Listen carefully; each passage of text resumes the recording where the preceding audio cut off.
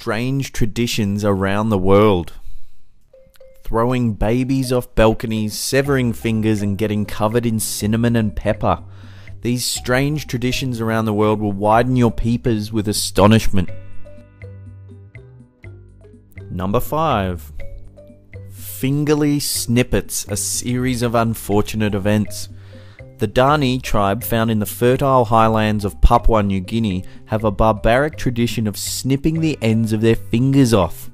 When a member of a tribe dies, it is believed in order to appease the spirit of the deceased, a female relative must have their finger cut off mid-knuckle. The ritual begins while at the funeral, when a piece of string is tightly wrapped around the finger and left for 30 minutes. Once blood circulation has stopped, the finger is sliced off, dried and burnt as a sacrificial offering. The ashes are then buried on sacred ground. In the early 20th century, Christian missionaries tried to stop this horrific tradition, but even today it's possible to see tribe elders with severed fingers on both hands. Number 4.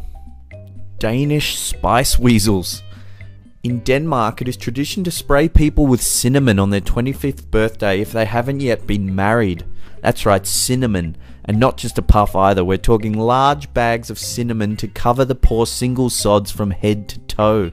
Then 5 years later, on their 30th birthday, if they still haven't been married, the spice is upgraded to pepper, and once again they are doused from head to toe. There is a little bit of tradition to this spice marinating madness that kind of explains things a little bit.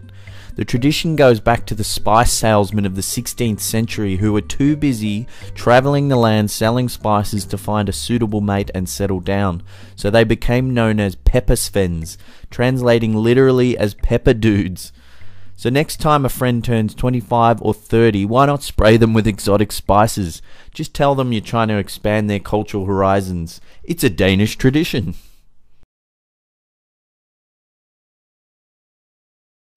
Number 3. Baby throwing. At a sacred temple in Maharashtra, India, babies are dropped 50 feet off a tower ledge where they bounce off a sheet held taut by a group of onlooking men. Before the ceremony takes place, the parents must pray and take a vow to Baba Sheikh Umar Sahib Dargah before their child can be tossed off the edge of the temple. Most mothers would consider this one of their worst nightmares, but for a select group of Hindus and Muslims, it is a high honour and said to bring good luck and abundant health to the falling child. The tradition has been practiced for over 500 years, and it's been claimed that in that time no baby has ever been injured physically. I'm sure there's been some serious psychological trauma instilled in there somewhere. I'm not really sure why I'm scared of heights. Oh, it might be that time Mum threw me off a 50-foot balcony. Number 2. Butts, whips and vodka.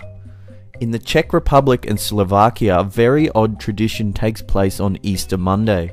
The day, known as Flogging Monday or Dingus, begins when young men visit their female friends and whip their butts with sapling branches.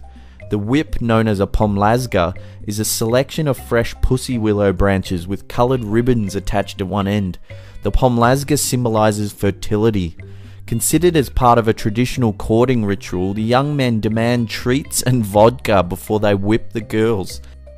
In some regions, it is even customary to douse the girls in cold water as well. Oh, Eastern Europe, maybe go easy on the vodka?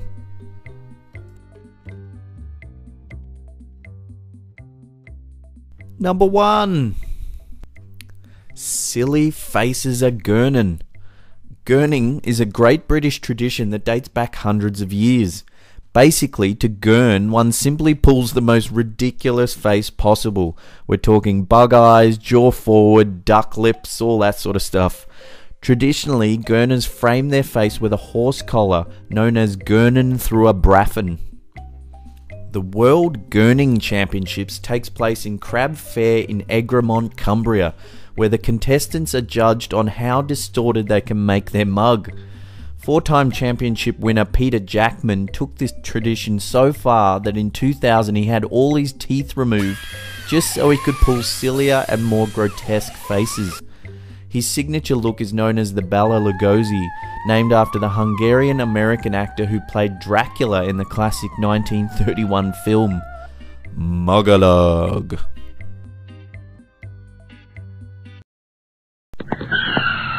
Well, there you have it. A whole lot of very odd traditions indeed.